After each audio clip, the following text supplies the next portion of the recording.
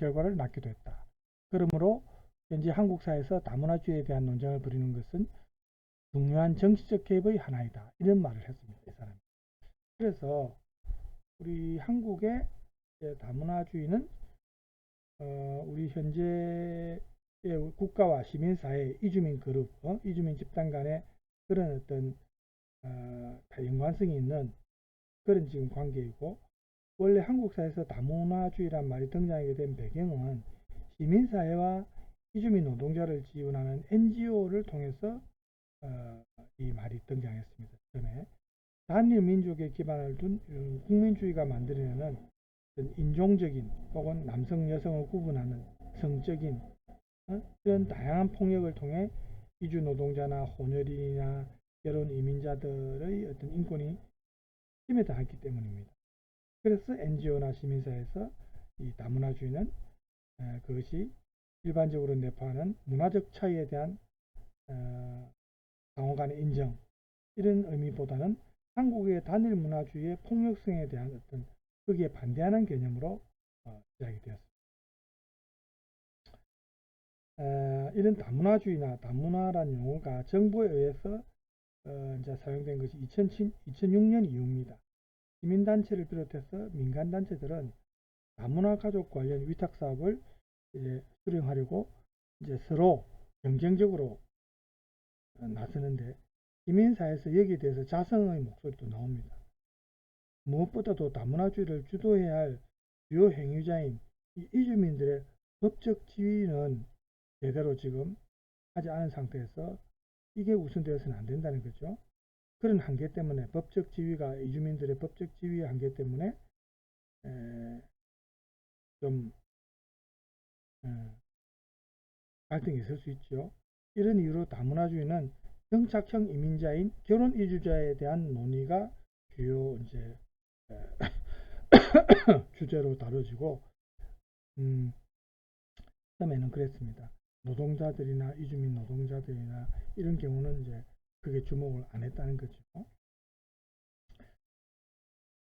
그래서 이렇게 자본이나 노동, 문화 등 이렇게 급속하게 전 지구적으로 이제 서로 글로벌 시대 아닙니까? 이동하고 있는 그런 시대인데, 이런 거대한 흐름에서 우리가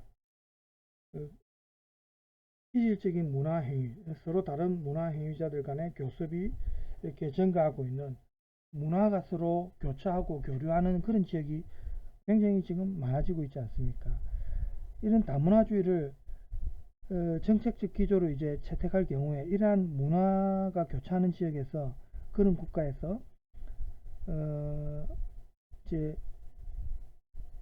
상호 타 문화 간의 교류를 해야 하는 이 한국인들에게 부족한 능력이 무엇인가, 여기에 대해서 우리가 진지하게 이제 논의를 해야 된다는 겁니다.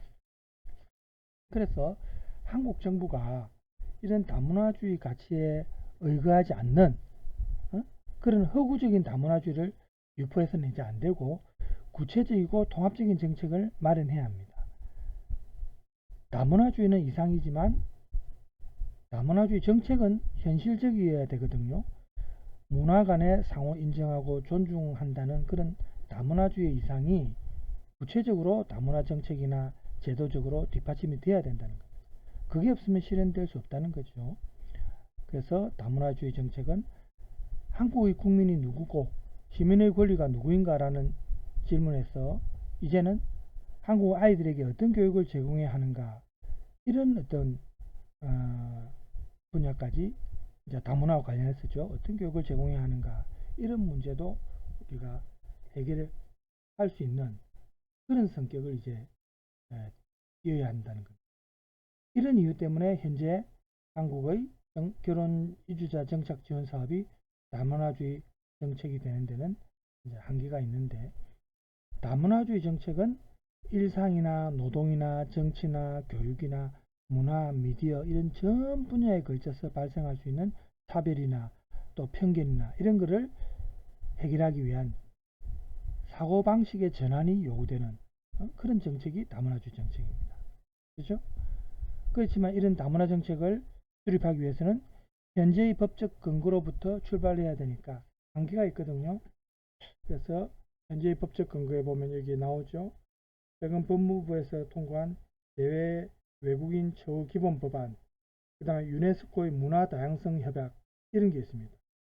제한 외국인 처우 기본 법안이 제1조가 제한 외국인에 대한 처우 등에 관한 기본적인 사항을 정하고, 그래서 제한 외국인이 대한민국 사회에 적응하여 개인의 능력을 충분히 발휘할 수 있도록 하고, 대한민국 국민과 제한 외국인이 서로를 이해하고 존중하는 사회 환경을 만들어 대한민국의 발전과 사회 통합에 이바지함을 목적으로 한다. 이렇게 명시되어 있습니다. 그래서 이걸 위해서 제3조에서는 국가가 그리고 지방자치단체가 이런 목적을 달성하기 위해서 제한 외국인에 대한 처우 등에 관한 정책의 수립 시행에 노력하여야 한다. 이렇게 규정하고 있습니다. 법률에. 그래서 이 법이 제한 외국인 등의 처우에 관한 실질적인 어떤 제도의 도입과 개선을 명시하고 있고요. 이 사람들의 인권을 보호하기 위해 국가가 교육하고 공부하고 그 밖에 필요한 조치를 하기 위해 노력해야 한다. 이런 조항이 있습니다. 그래서 이런 다문화 사회를 지향하면서 문화적 차별을 없애는 관점을 제시하고 있는데 18조에 보면은 다문화에 대한 이해 정신과 관련된 조항이 있는데 여기에서 보면 국가와 지방자치단체가 국민과 또 한국에 있는 제한 외국인이 서로의 역사와 문화, 제도를 이해하고 존중할 수 있도록 교육하고 홍보하고 불합리한 제도를 시정하고 그 밖에 필요한 조치를 하기 위해 노력하여야 한다. 이렇게 명시가 되어 있습니다. 그 다음에 이제 국제적으로 다른 법적 근거를 보면 우리 정부가 유네스코의 문화 다양성에 관한 세계선언에 가입을 했거든요. 그래서 적극적으로 문화 다양성에 대한 이해를 증진시켜야만 합니다. 여기 이제 가입했기 때문에. 따라서 문화 다양성은 각 개인의 삶을 윤택하고 풍요롭게 하는 다원성의 원리고, 그래서 각 개인은 특정한 사상, 이념, 제도에 의해서 그런 어떤 문화의 획일화에 종속되지 않을 권리가 있습니다.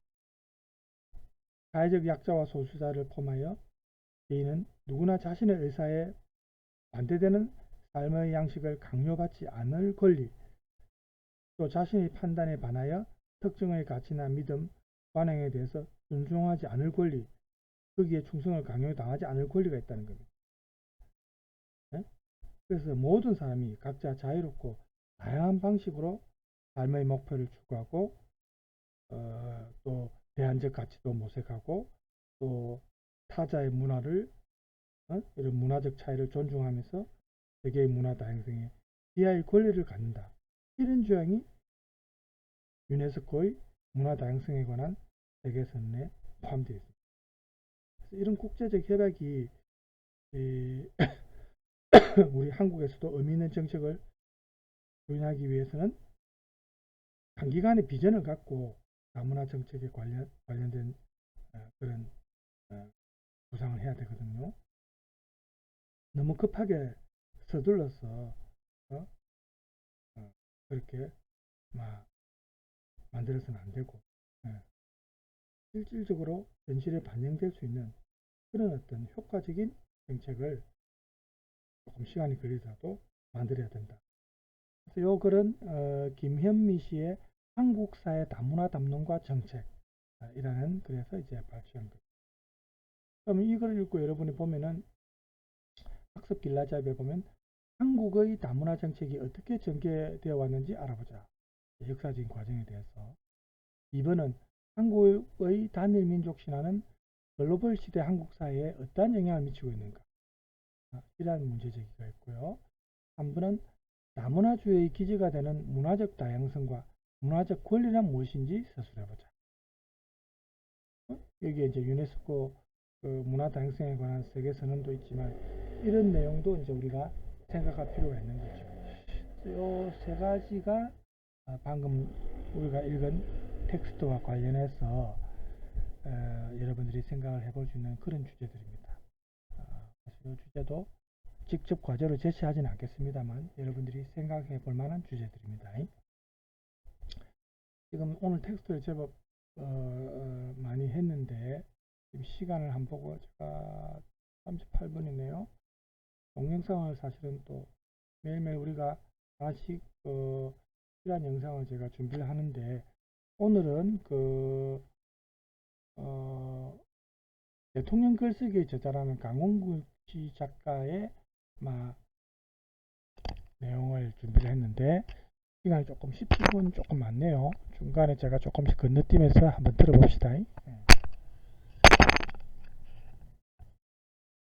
그래서 과제를 주셨는데 이 훈련하고 제가 많이 능력이 좀 나아졌습니다. 이게 사실은 어느 조직에 몸담고 있으면 그 조직에서 글을 잘 쓰기 위한 아주 기본적인 조건이라고 생각합니다. 직장에서 뭐 일을 잘하는 분들 보면은 이걸 잘하시는 거라고 저는 생각합니다.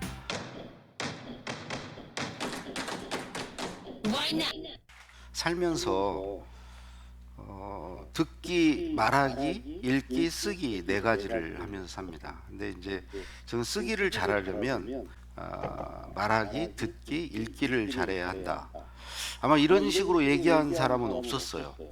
제 경험으로는 이 세 가지를 잘하면 글쓰기를 잘할 수 있다. 우선 첫 번째 듣기입니다. 우리가 태어나서 가장 먼저 하는 게 듣기죠. 그리고 죽기 전까지 가장 늦게까지 살아남아 있는 감각이 청각입니다. 어찌 보면 듣는 기간이 제일 긴 거죠. 근데 의외로 이 듣기를 통해서 글쓰기를 잘할 수 있다는 걸 아는 분이 많지 않아요.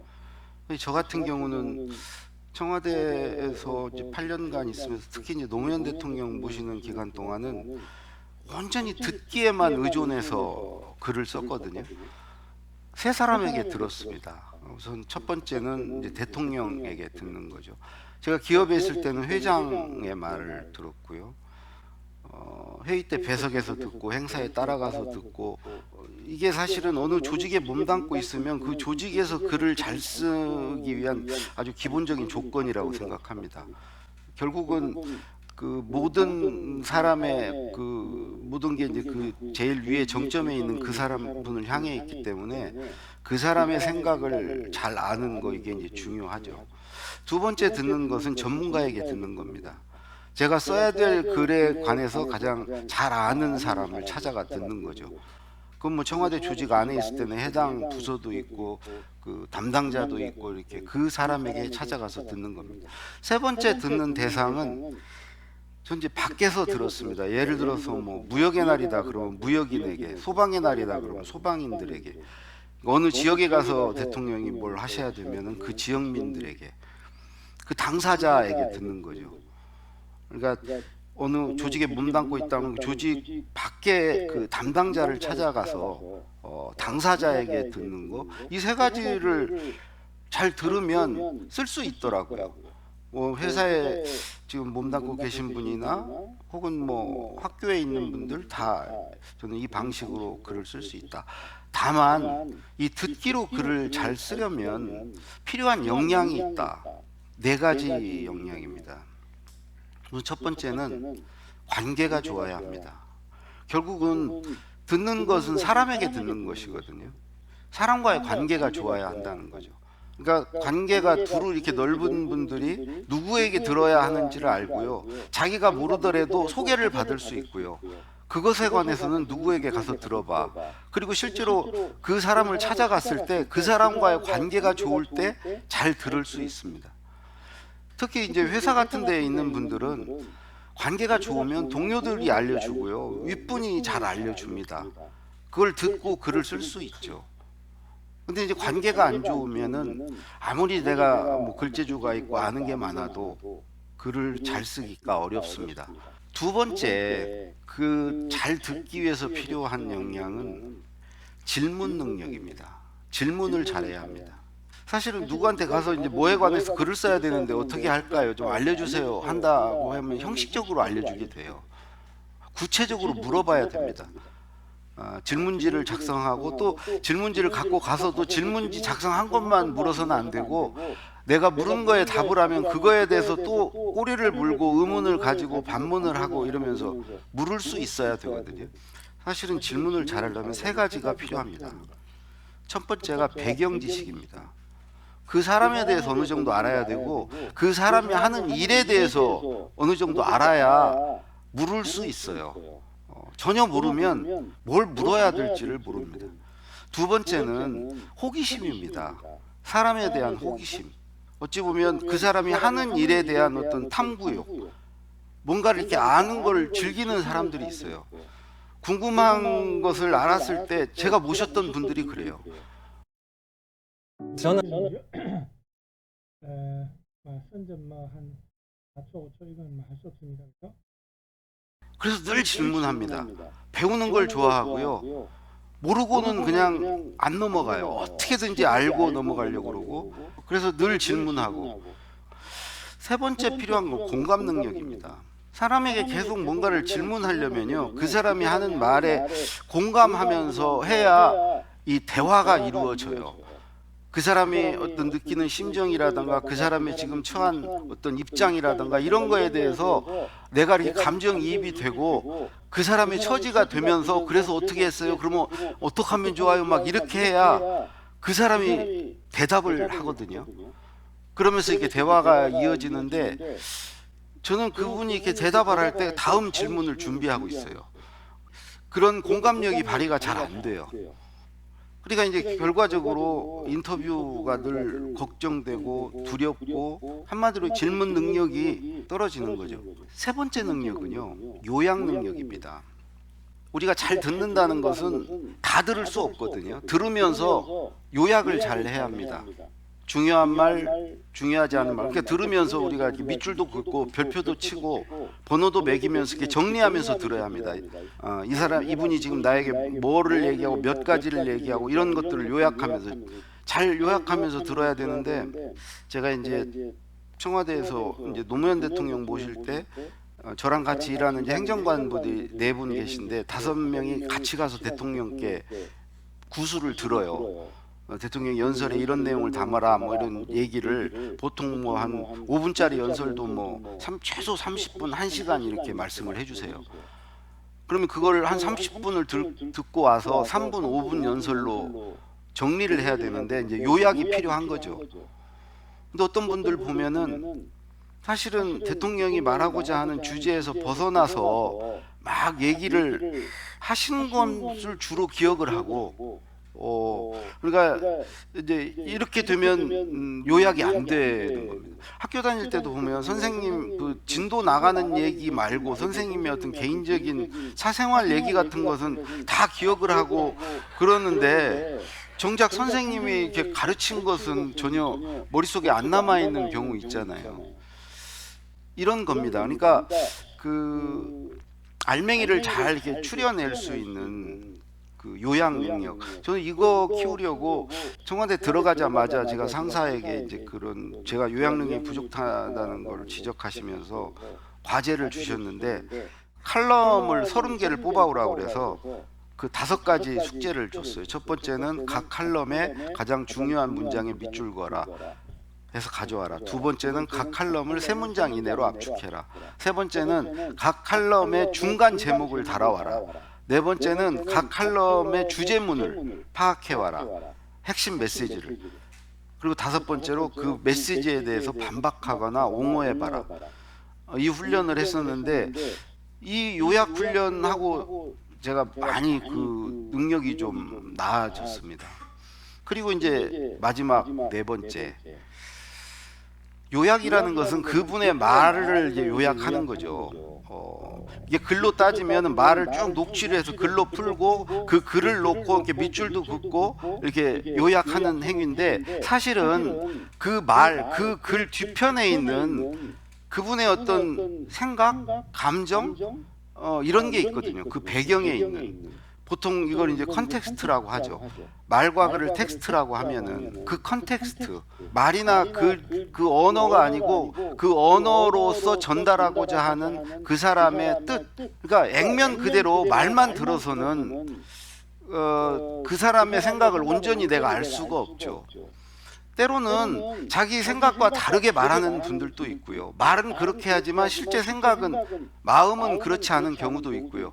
그거를 잘 헤아리면서 들어야 된다는 거죠. 이제 그게 가능한 분들은 한마디만 듣고도 그 말을 왜 했는지, 그 배경이 뭔지 그걸 쭉 설명할 수가 있습니다. 사실은 그래야 그걸 가지고 글을 쓸 수 있거든요. 직장에서 보면 그 단순히 뭐 글만이 아니고 일을 잘하는 분들 보면은 이걸 잘하시는 거라고 저는 생각합니다. 사실은 그렇게 잘하는 분들은 윗분이 말하지 않은 윗분의 어떤 숨은 니즈, 나에 대한 요구, 어떤 기대, 그걸 파악해서 거기에 맞춰줍니다. 얘기는 안 했지만 내가 뭘 해서 갖고 가면은 그렇지 않아도 내가 이거 필요했는데, 이거 누가 해오나 내가 기다렸는데 자네 이거 어떻게 알았어? 이렇게 얘기를 합니다. 사실은 그분도 그런 욕구가 없었을 수 있어요. 아니면 잠재 욕구로 있을 수 있습니다. 사람은 누구나 어떤 욕구들이 있는데 그 욕구를 다 표현하지 않는다고 하지 않습니까? 그 중에 일부를 요구한다고 그래요. 말한다고 하죠. 아이가 배가 고플 때는 엄마한테 표현을 하고 잠이 오면 표현을 하지만 엄마에게 사랑받고 싶은 욕구는 표현이 잘 안 되죠. 그렇게 표현되지 않는, 요구하지 않은 욕구가 욕망으로 남는다고 자크 락강이 얘기했죠. 그러니까 그 욕망을 파악해서 그거에 부응을 해주면 사람들은 다 좋아합니다. 사실은 그 욕망은, 저는 자식에게 공부를 하라고 그럴 때 이렇게 얘기하죠. 다 너를 위해서 그런 거다. 너의 행복을 위해서 그렇다.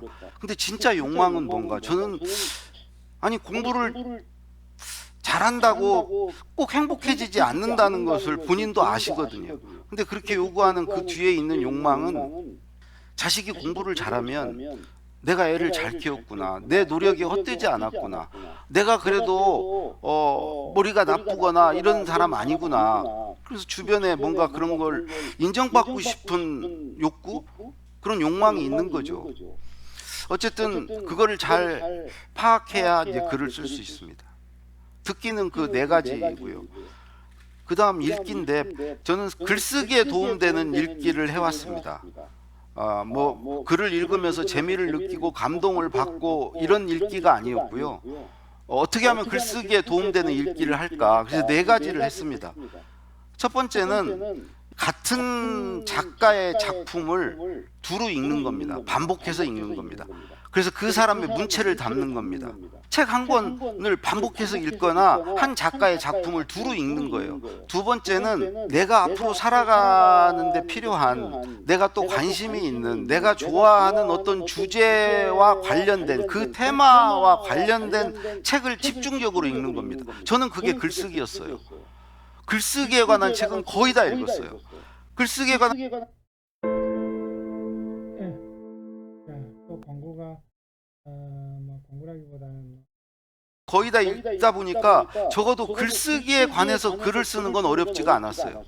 그래서 글쓰기에 관해서 글을 쓰다 보니까 말하기에 대해서도 글을 쓸 수 있고, 소통에 관해서, 리더십에 관해서. 왜 그러냐면 한 작가의 작품을 계속 읽으면서 나의 어떤 그 사람을 흉내내고 모방하면서 어떤 문체가 생겼고, 그 문체에 담을 내용을 저는 글쓰기를 통해서 처음에 시도를 했고, 거기서 자신감을 붙여서 이걸 다른 영역으로 계속 확대를 하다 보니까 지금은 이제 다른 글쓰기도 이제 가능해졌거든요. 세 번째는, 저는 글을 읽을 때 내 글에 써먹을 글감을 내가 읽은 글에서 반드시 뭐라도 찾고 다음 글로 넘어갑니다. 책을 읽을 때 한 꼭지 글을 읽으면 다음 꼭지 넘어가기 전에 방금 읽은 이 한 꼭지에서 내 글에 써먹을 뭘 얻었나, 예를 들어서 거기서 뭘 인용을 했으면, 그래 나도 내 글에 이런 거 한번 인용해 봐야 되겠다. 혹은 그 글에서 이 필자가 자기 어떤 경험을 소개했어요. 그럼 그 경험을 읽으면서 나도 이런 일 있었는데, 그러면서 자기 내 어떤 기억을 떠올리고 그거를 나중에 내 글에 써먹고, 이런 게 글이 되는구나. 혹은 그 사람이 어떤 자기 생각을 밝혔어요. 내 생각은 다른데? 그래, 내 생각은 이거야. 그 생각을 내 글 쓰는데 써먹고요. 그러니까 남의 글을 읽으면서 내 글에 써먹을 거리를 찾는 건 그렇게 어렵지가 않습니다. 예를 들어서 글의 시작이 너무 좋아.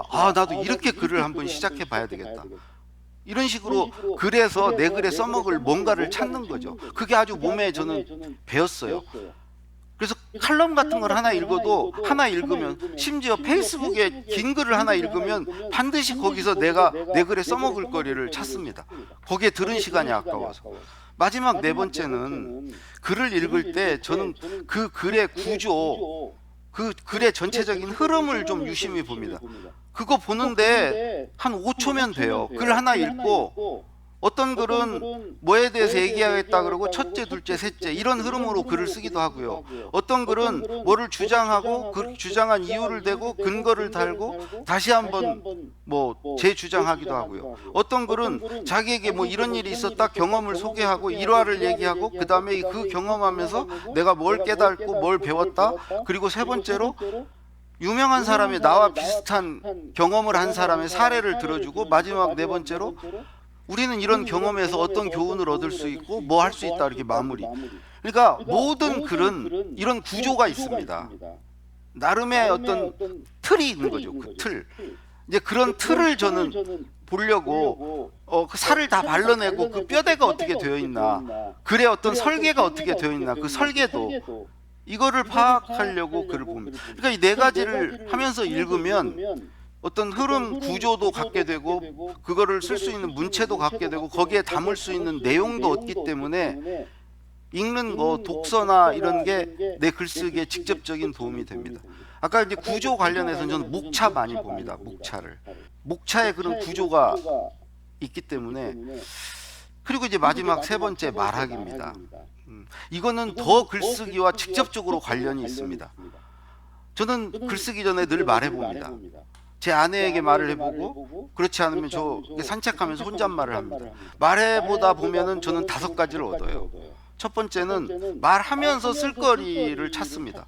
쓸거리가 떠올라요. 말하다 보면. 두 번째는 그 내 생각이 쓸 내용이 정리가 돼요. 세 번째는 말을 하다 보면은 앞으로 내가 쓸 글의 반응을 미리 알 수 있어요. 아, 이렇게 말을 하면 잘 못 알아듣는, 어렵게 생각하는구나. 아, 이건 재미없어 하는구나. 이 반응을 미리 볼 수 있다는 거죠. 그리고 네 번째는 이렇게 말을 해보고 쓰면 구어체로 써져요. 읽기 쉬운 글이 됩니다. 저는 문어체보다는 쉬운 구어체로 쓰자.